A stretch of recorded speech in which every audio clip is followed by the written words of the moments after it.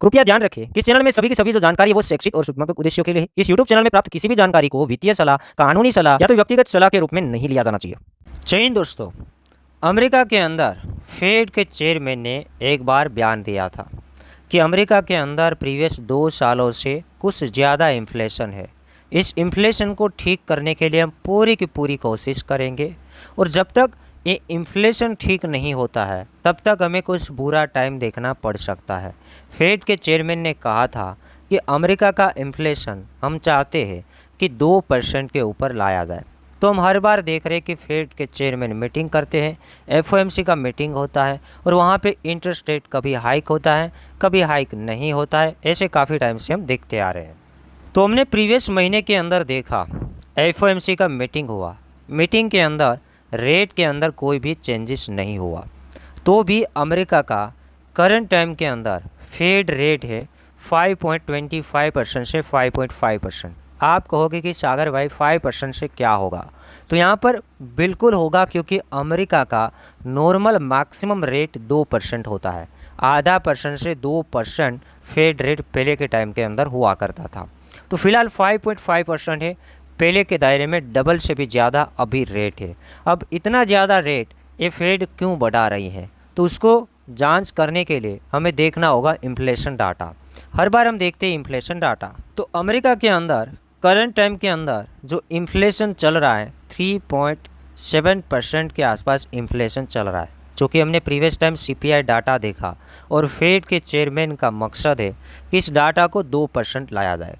पूरा का पूरा आप हिस्ट्री देखेंगे तो यहाँ पर आप देखेंगे कहीं 0.9% है, कहीं 1% है, कहीं 2.2% है, मैक्सिमम 2.9% देखा गया है 2018 के अंदर। बट जब 2021 शुरू हुआ कोरोना के बाद अमेरिका की हालत कुछ ख़राब हुई है। यहाँ पर हम देखेंगे तो सीपीआई डाटा कंटिन्यू बढ़ता गया और प्रीवियस साल 2022 के अंदर हाईएस्ट आंकड़ा भी हमें देखने को मिला है 9.1% इन्फ्लेशन। तो जब अमेरिका का इन्फ्लेशन बढ़ता है तो दूसरे मार्केटों के अंदर काफ़ी ज़्यादा हमें इम्पैक्ट देखने को मिलता है, दूसरे मार्केट के अंदर करेक्शन देखने को मिलता है।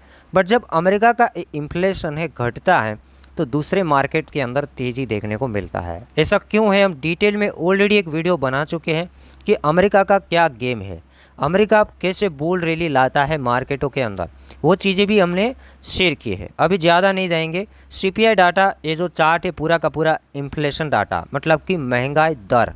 और जैसे महंगाई दर बढ़ता है तो फेड के चेयरमैन उसको काबू करने के लिए क्या करते हैं? लोन को महंगे करते हैं। लोन को महंगे करने के लिए बड़ी बैंक जो अमेरिका की है फेडरल रिजर्व, जैसे हमारे इंडिया के अंदर आरबीआई आता है, उसी तरीके से अमेरिका के अंदर फेडरल रिजर्व आता है। तो वो ब्याज के अंदर बढ़ोतरी करते जाता है जब तक ये इन्फ्लेशन डाटा है वो काबू में नहीं आता है।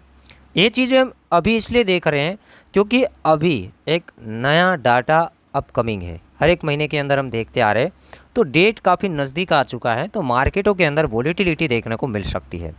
पहले डेट जान लेते हैं। तो डेट की बात करेंगे तो 14 नवंबर 2023 को सीपीआई डाटा आने वाला है, मतलब कि इन्फ्लेशन डाटा, महंगाई जो दर है वो आने वाला है। सिंपल यहाँ पर बात करेंगे तो प्रीवियस टाइम इसका जो आंकड़ा है 3.7% के ऊपर टिका हुआ है, 3.7%। और उससे पहले वाले महीने की बात करेंगे तो उसमें भी 3.7% था। उससे पहले वाले महीने के अंदर करेंगे तो 3.2, उससे पहले 3%, उससे पहले 4, 4.9, 5। बट ये 2-3 महीने से देखेंगे तो कुछ बढ़ोतरी हुआ है। यहाँ पर हम देखेंगे तो जनवरी के अंदर था 6.4%, फरवरी के अंदर 6, मार्च के अंदर 5, अप्रैल के अंदर 4.9 और मई की बात करेंगे तो 4%। मई के बाद जून महीने के अंदर 3% तक पहुँच गया था। बट जून के बाद जुलाई में बढ़ोतरी देखने को मिला है 3.2%। जुलाई के बाद अगस्त महीने के अंदर 3.7%।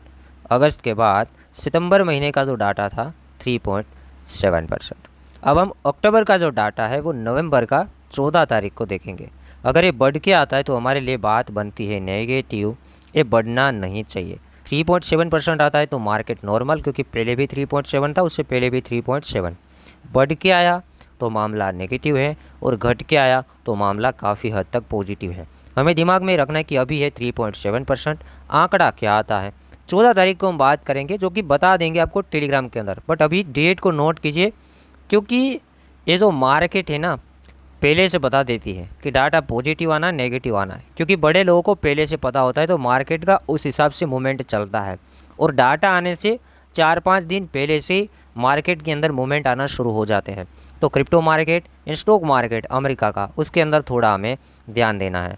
और आपको क्या लगता है कि क्या इन्फ्लेशन और डाउन जाएगा और क्या इन्फ्लेशन बढ़ के आएगा? आपको क्या लगता है? फेड के चेयरमैन का टारगेट है 2% लाना। जब तक 2% नहीं आएगा तब तक चांसेस ये रहेंगे कि फेड रेट बढ़ सकते हैं। अगर 2% आ गया तो ये भी हो सकता है कि फेड रेट के अंदर आने वाले टाइम के अंदर वापस हमें कटौती देखने को मिले और मार्केटों के अंदर बुल रैली देखने को मिले। तो आपको जो भी लगता है हमें कमेंट सेक्शन के अंदर बताना है। तो उम्मीद करता हूँ वीडियो आपको पसंद आया होगा। वीडियो को लाइक करना, चैनल को सब्सक्राइब करना, डेट को नोट करना और इस वीडियो को शेयर करना। ऐसे ही कंटेंट हम बनाते रहते हैं।